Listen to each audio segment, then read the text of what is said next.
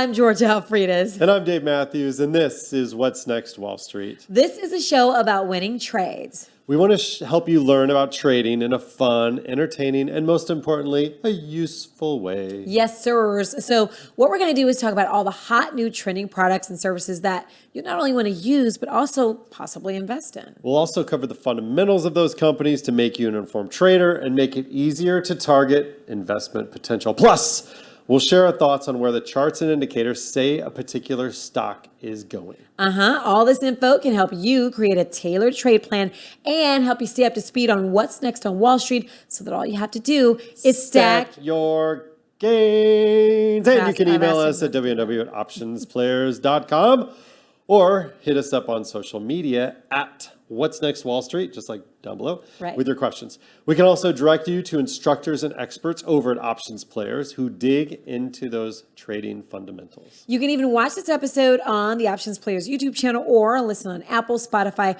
or wherever you get your podcast.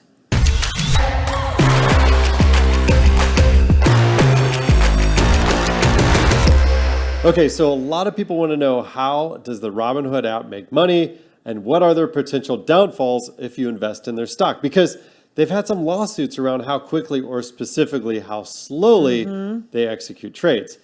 Now, selling client pre-trade information is illegal in parts of Europe. Plus, the U.S. Securities and Exchange Commission may also make this pre-crime style of data sales illegal, which is how they're making their money. So, what does this mean for the company in regard to their potential revenue? Let's ask Greg Krause, lead instructor at OptionsPlayers.com. Greg, how do you like my pre-crime analogy there? I like that pre-crime. A little pre-crime. Yeah. I think it's kind of political here, and I don't want to get into why it is, but there is no free trading app. There's just zero commissions. Okay. The cost is built into it. So what I would want to know is I want to see the numbers on how much the average person would have paid if they paid for the trade versus putting that into the commission. So if I'm purchasing a stock that is costing me, say, $100, and I have to pay 10 cents on that trade, okay, that might be better than paying $5 for the trade if I'm not buying a lot. You get what I'm saying? So I think it's kind of, it seems like it's a smart thing, but I never trust the government in anything they do because, it's the lowest bidder. I'm sorry. But I mean, so what is the real effect? So we can't have free trading things. So, and by the way, it's not just Robinhood.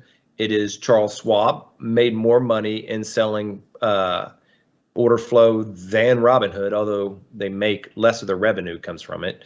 E-Trade, Ally Financial, Webull, TradeStation, Vanguard, you name it, they sell it. But they sell a very small portion. Most of their revenue doesn't come from that, while that is exactly what Robinhood's revenue comes from. And they've been fined for it. I think it's what the other ones have done a better job is doing what's best for their companies. So finding the best possible price for those shares. Say a company is trying to not do a hostile takeover, not what I mean is someone's trying to purchase a bunch of shares of one company, but they don't want to affect the price so much. They can go to a broker and say, hey, we'll pay a penny more than what the market is, right? So they go to that broker, and instead of putting it on there, they're going to pay one over that. That's normally what was supposed to happen. And basically what it's became is we'll pay a little bit more. And Robinhood got fined for this, I think, multiple times. I think one of them was like 1.5 million, maybe one was 15 million. But when you're bringing in hundreds of millions doing it, what's a $15 million fine if that is the number? I think it was actually less than that. I think it was like 1.5 or something crazy. Low. But now you do look at other countries such as Canada that does not allow this. If you trade options in Canada, prepare to pay for that. That or even stocks, if you're trying to buy that $100 stock and you're only buying one share, which most people in Robinhood aren't buying thousands and thousands of dollars, they're buying onesies and twosies and thinking they're some day trader or something. First off, if you're on a Robinhood, you probably ain't that good of a trader. Okay. Second, second, I'm paying $2 to buy that $100 stock. What am I paying $2, for the order flow? Are they adding $2 to my thing? So that's where I'm saying is, what's the real numbers? We're not going to get that data. I promise you that. If you think something is going to come out and they're going to be like, this is what they're doing, okay? Maybe Robinhood, it might be some lobbyists from other institutions and banks pushing Congress to knock out Robinhood. That way they get, they can get in there. Now, I'm not a fan of Robinhood. Like I said, I think they make trading gambling. Their whole app kind of looks like a casino, like a slot machine. And it's just not, I don't think it's the best thing you should be using. Or do they look after their customers, right? If they make an issue, or they make what am I trying to say? If they make a mistake, Robinhood likely is not going to pay you back. If one of the other ones do, such as E-Trade or Charles Schwab, who also owns TD Ameritrade now, if they make it, they're going to most likely do what's right by that customer. If you can prove it, like say you put in an order and they didn't trade it or something like that, they're going to reimburse you that. Robinhood's just going to say, hey, it's a free app. And this is just like what, AOL CDs, those AOL discs got you on the internet. That's right. Through dial-up back in the day, but now internet, you're born with an IP address basically. But all right, Greg, thanks for that tip there. I think he really likes Robinhood.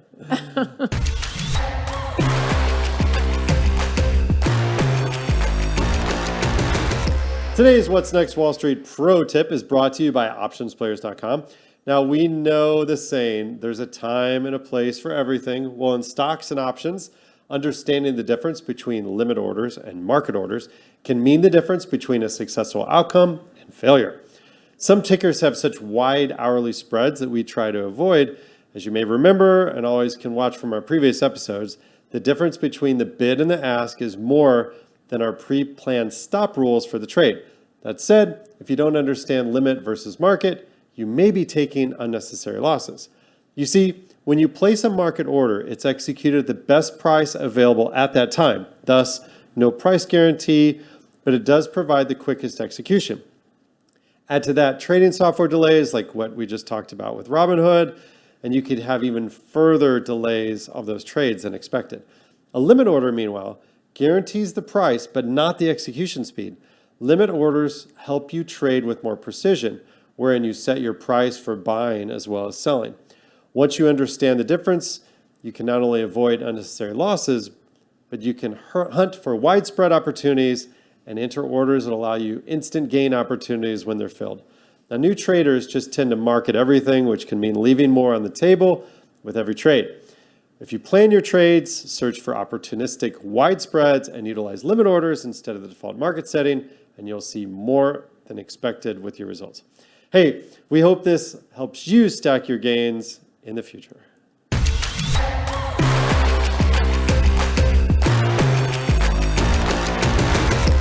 Okay, you know what part of the show this is. It's where we get to hear from you. You can always hit us up on social media at What's Next Wall Street, or you can email us at wnws@OptionsPlayers.com. All right, Georgia, our first viewer's email comes from Glenn in Alexandria, Virginia. Glenn asks, what is a good number of stocks I should have in my watch list for monitoring? Well, that's a great question, and we're glad you asked, because having a watch list or a group of stocks that you monitor consistently is the best way to stay organized and focused. Now, remember, the tickers are vehicles to success. Some treat trading like it's a homecoming dance, and they think they must make a big splash or trade the trendy play to make gains. But in reality, it's quite the opposite. You see, premiums and volatility are a major factor. So when you concentrate on a short list of plays and learn their patterns, you can be much more successful than someone that just chases the headlines or the tweets for those stonks. Yeah, so I guess I don't need a great big mom, huh? Okay, so this next email comes from Victoria Davis in Washington, D.C. Victoria writes, I keep seeing all this stuff about crypto, and I see lots of people, including you guys, changing your social media avatars to CryptoPunks. Now, I want to get into it, but I seriously need a crash course in crypto. What exactly is crypto and what are NFTs? Okay. So as you know, I seriously needed Crypto for Dummies about a month ago. And it's so fluid, I could use a refresher every single day. But here at What's Next Wall Street, we know people, and we just happen to have a kind of Professor Crip, if you will. Like Professor Griff. Yeah, I get your movie reference there, It's not a movie, it's Public Enemy. Enemy. Yeah. You remember Flavor Flav used to wear the clock around? Oh, yeah, boy. I knew you know Flavor Flav, of course. Of course, Public Enemy.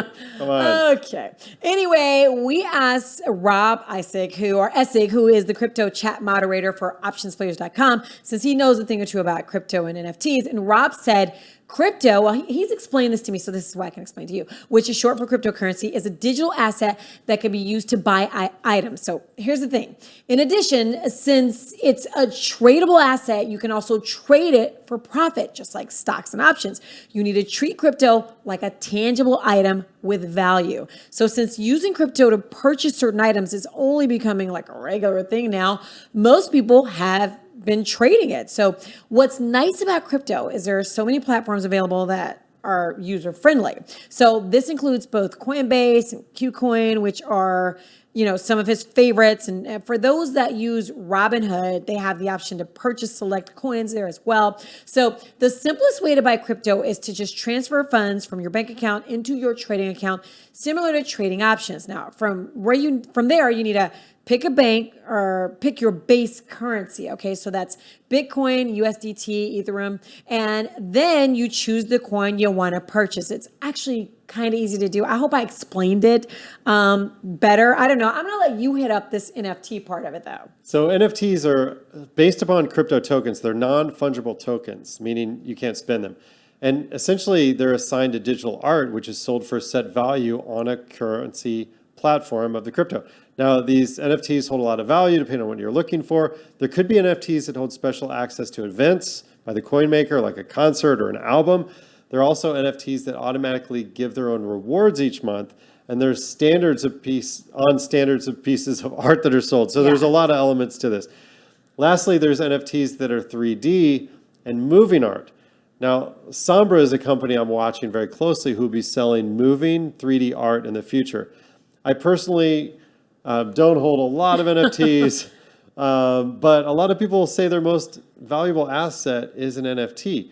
But by holding NFT as assets, it allows you to possibly resell them at a future, and just like you might collect art on your wall. Yeah. Now, as far as purchasing these NFTs, a website that we use for our own logo is OpenSea. And OpenSea.io, it's a platform which has a large collection of items available for purchase. But each network that sells NFTs, they have their own marketplace, as well as like Solana Art. So keep in mind, once an NFT is created, there isn't another one like it, as it'll have a set of code that links it to its digital DNA back to that key. Right. So NFTs, they're continuing to grow. So take caution when buying and make sure you look into an NFT that can hold future appreciative value.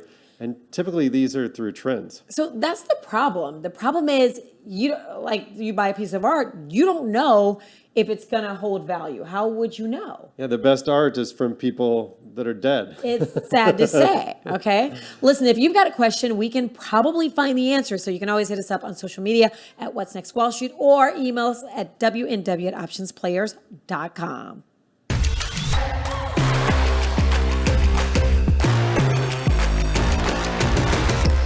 Hey, Georgia, do you remember when people like me on our Everything You Need to Learn About the Internet show said that was such a fun show. said not to click on a Microsoft attachment in the 2000s? I remember that. Because scripts inside could infect your computer with a virus? Yes, I do remember that. Those were the days. Oh, so look at those what days. a cast of characters. Well, actually, there was just one character. The rest of us were just being ourselves, but I digress. Anyway, and so has he. Oh my gosh, sorry. Not sorry. Okay, go ahead. What were you saying? I'm sorry. I got lost. Well, these new days have to do with online and offline wallets to hold your crypto assets, which include those NFTs that we talked about in the last segment. We've got new NFTs as well, right? Can we talk about them? We got our new NFTs. We have our own new NFTs. Yes. That's right. The Options Players team has pushed new NFTs to the OpenSea website that you can purchase. We even got our own CryptoPunk emojis. I feel so cool. Now, look look at at this. I love it. So this example is a little bit of art, each with its own unique code called the non-fungible token. So only one of these exists, a token for each of us. And we look like ourselves. Dave's inspiration came from real life. Look at this. Wait, do you have this picture, Joe? You got to show this. Look at this. Yeah. Oh, and there's your little brother. I love it. Yeah, Dan and Dave. So there I am in the 1980s with my blue and orange Frogskin Oakleys, my Slam Mini truck that I made into a convertible, and of course, the Levi's bleached denim jacket. Had to have that. Yeah, even my little brother went along for the ride with his Oakleys. We have to stop. I never saw a convertible truck, although I'm waiting on one. What is this truck? This was the 90s. They made convertible trucks then? This was the late 80s, and I cut the top off. I took off the door handles. I made remote control doors. You literally cut the top off of the truck. Yeah, you use a Sawzall. And then I bought these plastic panels that I could mate. So it was a removable hardtop. If you see, the window tint is kind of this drippy window tint. Ferrari mirrors. See these Ferrari mirrors off to the side? What is wrong with you? Look at these mirrors. But my dad, we had a family truckster, and I turned it into the family lowrider truckster. But what was key was there's no door handles. So when my dad couldn't figure out how to get into it anymore, he didn't borrow it as much, so I always had my truck. Okay, wait, slow down. I'm sorry. You did this yourself. You didn't take it to like some low riding place where they fixed car. I lowered it, cut the top off, took off the door handles, put in more like relays to control the doors. But I did have an alarm system, so that this was clever. If you touched the remote once, the driver door would open. But if you held the button on the remote for 2 seconds, it would pop the passenger door. And that really got dates excited for me to get the door for them without even being on that side of the car. You kind of had wing doors before wing doors, right? That's crazy. Okay, I'm sorry. Go ahead. This is crazy. Let's get back on topic though with this. An online wallet is one that sits in the cloud. And just like the old Microsoft vulnerability, it can be taken over or transferred out by a bad actor with a bit of rogue software code. Okay. Now, what's happening these days is NFTs, which contain this rogue code, are showing up as gifts in some online wallets. So when you accept that gift, those NFTs begin a process of running a contract code to move other NFTs or tokens even on the same network out of the wallet into another one controlled by the hacker. This is like what's old is new again. You'd think we would have learned this. Right. This sounds like digital Trojan horse. It's crazy. I don't get it. Yeah, that's a great analogy. So to stop this, you need to not click on the incoming token, just like you wouldn't open an email from someone. That is, unless you bought it. Now, this is an example of the NFT wallet industry not yet supporting antivirus or firewall of code rules that other industries depend on. Now, this will be fixed in time, but when is the big question. This is the Wild West. So if only these hackers use their minds for creating something new versus taking something and virtually stealing it. Get it? Because they virtually stole it. They are, and then people are losing hundreds of thousands of dollars. So thankfully, the community is getting together, though, to buy back these stolen NFTs as a group, sometimes at a discount, as the thieves need to fence them quickly to get them and the owners' friends, rightful owners, get them back to the rightful owners. Now, worse, stolen assets can be locked. So our NFTs that are so sweet can be locked to not be able to be resold. Kind of like you brand a title on a car or had a bad review of a car in a Carfax report, and that devalues the car. Now, this is the Wild West of finance, so you got to watch out on this, but it's kind of fun. It's kind of fun, and nobody can steal our artwork because, like, who looks like this and who looks like I mean, come on.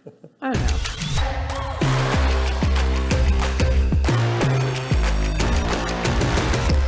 Okay, Dave, I consider myself the average consumer. I spend way more than I should on stuff I don't need. So the more I don't need it, the more I want it. Case in point, the Ford Bronco. Like, literally the Ford Bronco is what you had in the late 80s. So I'm not even a Bronco enthusiast. I'm more of a Jeep, kind of a Porsche enthusiast, not like you. I mean, nobody's as bad as you. But so imagine my disappointment when I get up at 4 a.m. just to order the brand new Ford Bronco.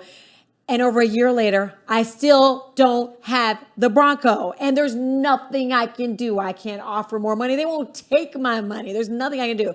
So Bronco production has been delayed because of hardtop issues. So I'm a reporter by trade, right? So I have been on Ford's, I've been like a gnat on their butts about this.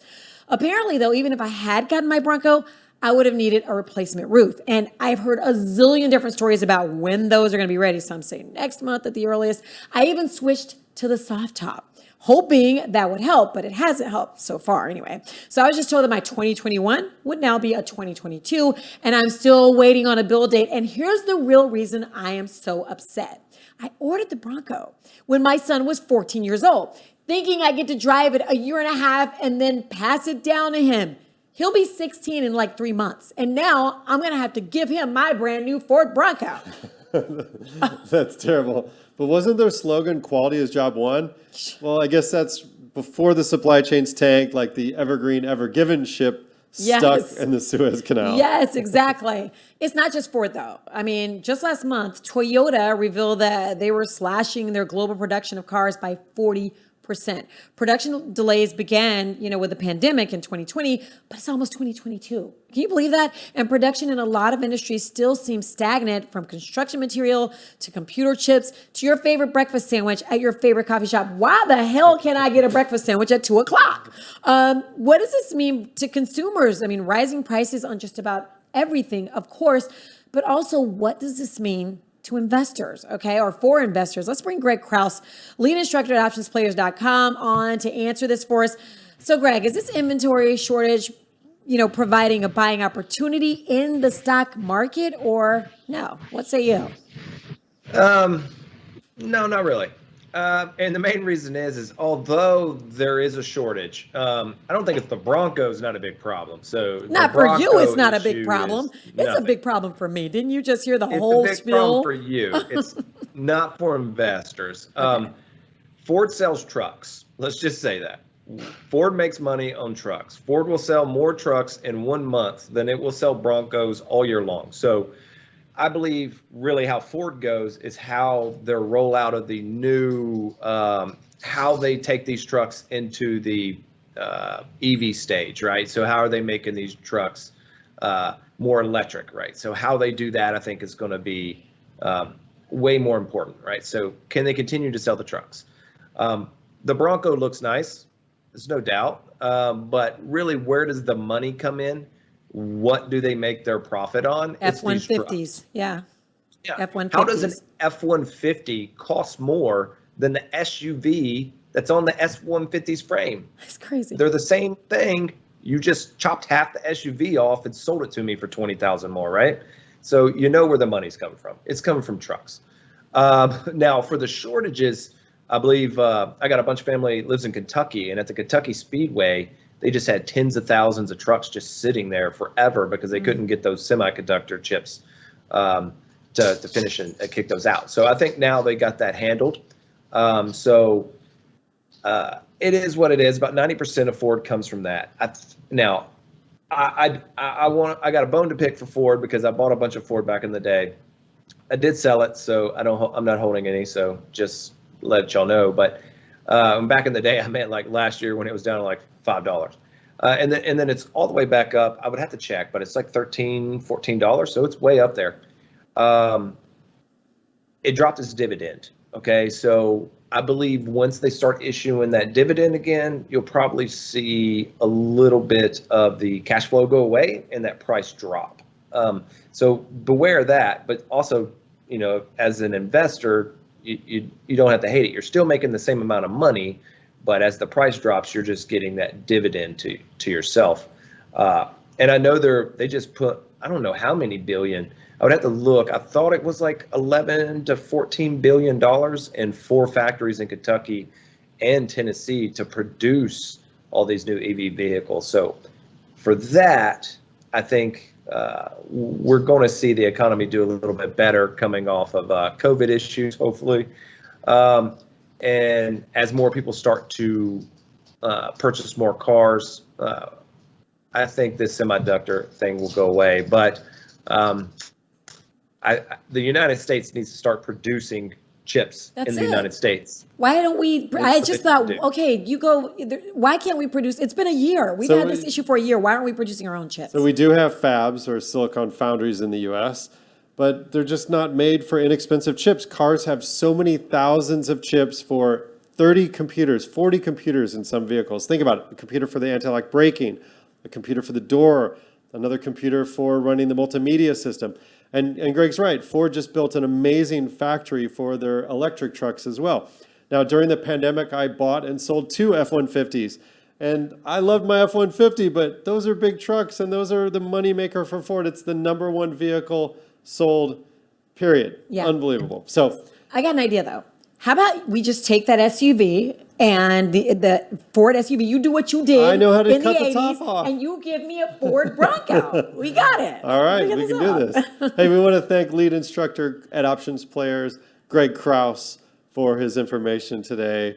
And stick around. We might need you some more, Greg. No, we're done. The show is over, actually. Oh, I meant Where for were next you week. this whole time? Oh, for next week. Okay. Remember, if you've got questions, we can try to answer them. If we can't, we'll just bug Greg. And we would love to hear from you. So email us at wnws@optionsplayers.com, or you can hit us up on social media at What's Next Wall Street. You can always watch episodes of What's Next Wall Street on the Options Players YouTube page, or listen on Spotify, Apple, or wherever you get your podcast. I'm Speed Racer. And I'm George Alfredas. See you next time on What's Next Wall Street.